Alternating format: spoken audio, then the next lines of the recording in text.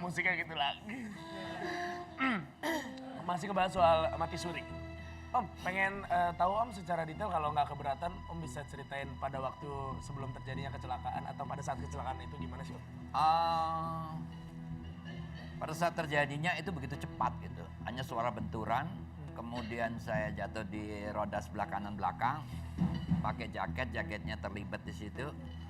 Keseret 29,8 seperti yang saya lihat proses verbal berita acaranya di polisi lalu lintas. Teman saya terpental ke sana tapi sebelah kanan ini kena stang setir. Kemudian dia masih bisa ngurus. Kira-kira jam 11, setengah 12 dia pulang ke rumah. Tiba-tiba saya udah di rumah sakit gitu tuh. Tiba-tiba dia kencing darah gitu tuh. Terus dibawa ke rumah sakit, itu harus dioperasi malam itu. Dokter menyarankan untuk diambil tindakan, ibunya nggak ngasih. Tapi dia paksa ibunya supaya tanda tangan untuk diambil tindakan gitu. Sampai akhirnya dia pun nggak mau tidur di ban karet itu nggak mau tidur, dia duduk gini nih, onongnya gemuk gede gitu tuh. Bawa dia pamit sama saya gitu tuh. Saya lihat dia pergi, saya kesal gitu bukan apa gitu karena saya dibuat hancur tubuh saya kan. Ini nggak ada daging di sini nih, ini kan ada bekasnya. Terus kemudian ini robek di sini. Terus di sini ada besi, di sebelah sini ini besi kayak besi becak tuh masuk sini. Terus ini kosong, saya nggak punya daging di sini. Di kaki sebelah kanan, betis sebelah kanan itu habis kopong gitu tuh. Aduh. Gitu. Terus ini patah fraktur. Terus di sini yang paling parah di sini. Bagian bahu ya? Bahu itu sampai diambil dari sini ditutup. Ada ngerinya juga, serem juga. Pemirsa juga kalau naik kendaraan bermotor hati-hati ya di jalan ya. Bukan kendaraan bermotor aja deh, apapun. Hati-hati di jalan raya atau dimanapun. Safety itu adalah hal yang Safety paling first utama. ya. Betul. Oke, Om.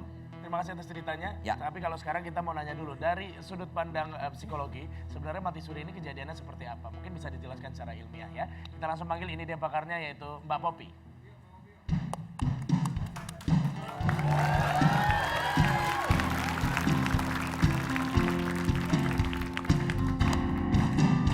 Apa kabar?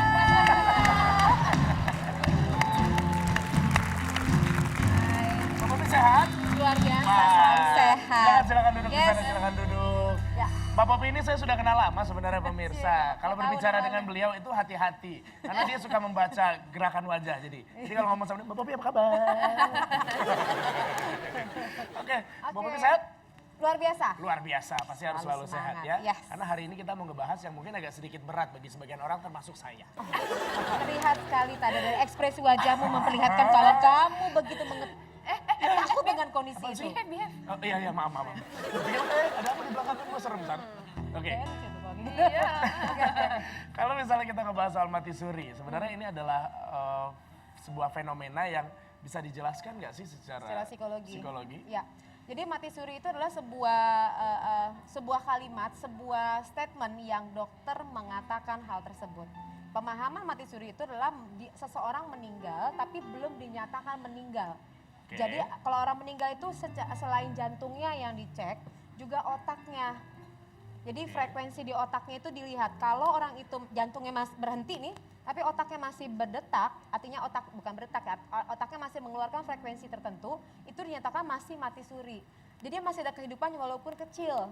Oke. Gitu loh. Itu yang perlu diperhatikan. Nah, kalau misalnya tadi yang bisa menyatakan meninggal total itu adalah dokter tersebut yang mengatakan, oh ini udah meninggal, kemudian dia hidup lagi gitu loh. Nah, pemahaman di sini yang perlu kita gali lagi nih pada saat tadi kan Om Agus mengatakan sempat mati suri, itu sudah keluar statement kah dari dokter yang mengatakan bahwa ini sudah meninggal.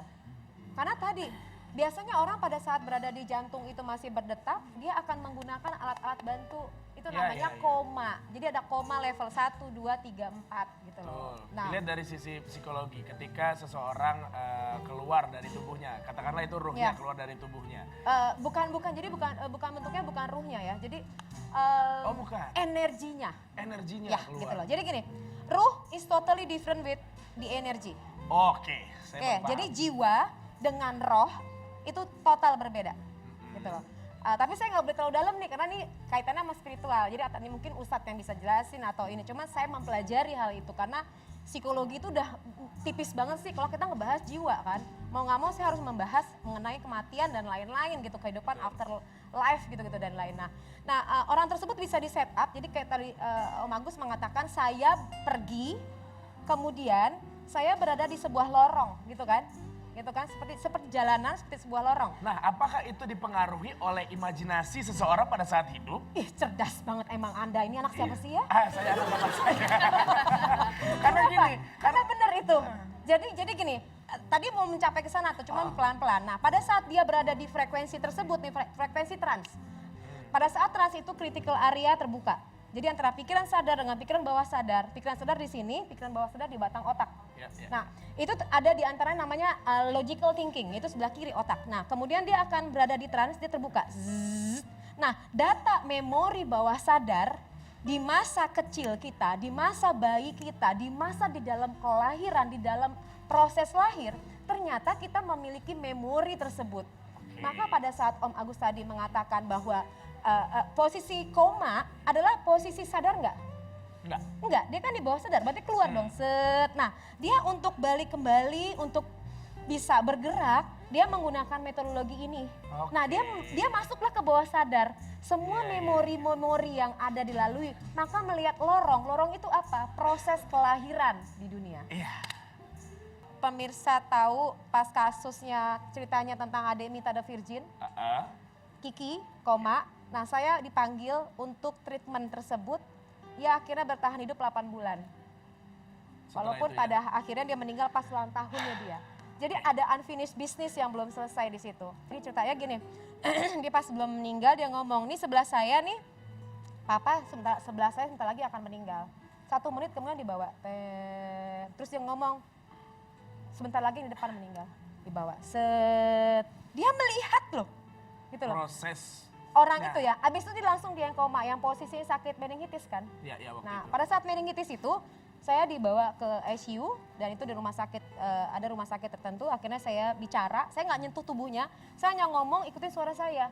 Tapi saya bicara bahwa ini bukan kemampuan saya, tapi saya hanya mencoba mengajak dia kembali. Saya pegang tujuan hidupnya dia apa?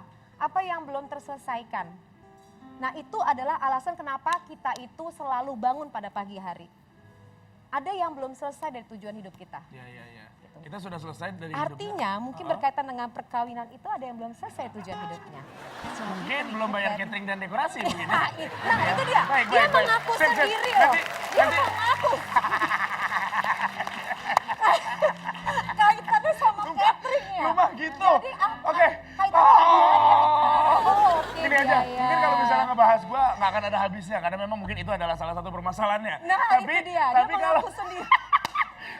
kebuka. Oke, tapi kalau misalnya ngebahas sama orang ini, siapa tahu dia akan memberikan pandangan yang berbeda. Karena katanya dia pernah mengalami mati suri, tapi tidak kembali lagi. Yang sekarang kita undang adalah zombie, ya. Kita sambut ini dia, Diki.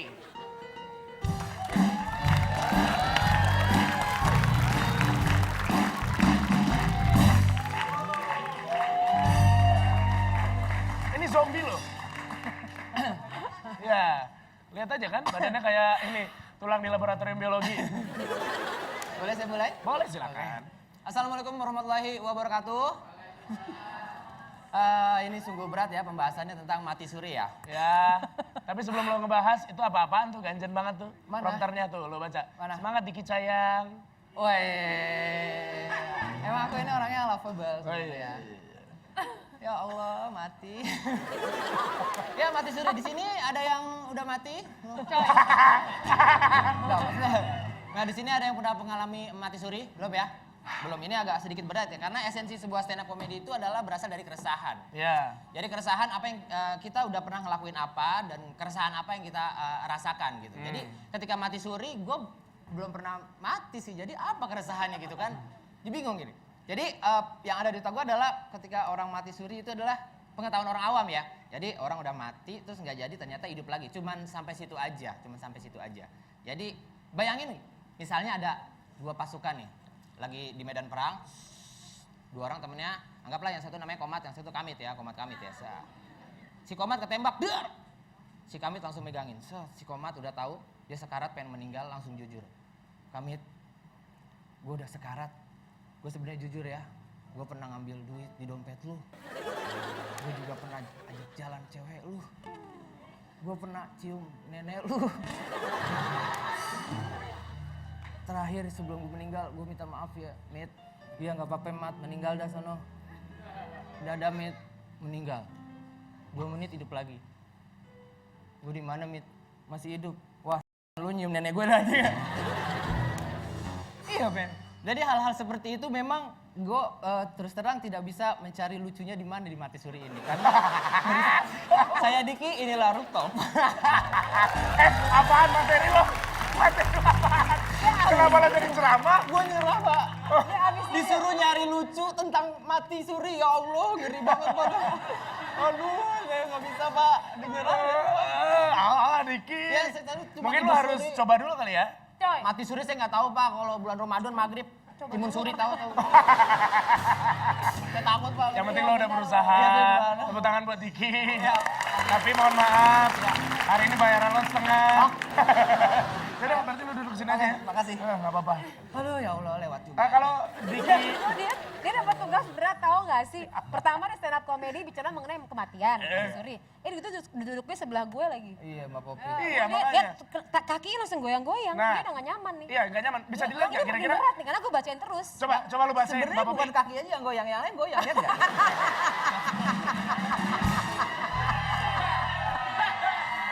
Dia lucu di sebelah gue kayaknya ya. Lucunya di sebelah gue. Lo seneng nggak? Seneng nggak? Di sebelahnya Mbak Popi. Coba tolong Mbak Popi dibacain dong. Apa Kira-kira yang dia waktunya ingin- berapa lama lagi? Bacain. Gila. Lu jangan bicara lo ucapan kayak gitu. Coy. Benar, Coy, benar, coy. benar. Waktunya berapa lama lagi sehingga dia bisa menikah dan kaya, kemudian seperti sukses. lo, gitu ya. Amin, ya Allah, amin. Ya Allah, benar. Oh iya. Ya lanjut aja pertanyaan berikutnya, Gilang. Pertanyaan berikutnya adalah kita saksikan setelah yang satu ini ya, saya di rooftop.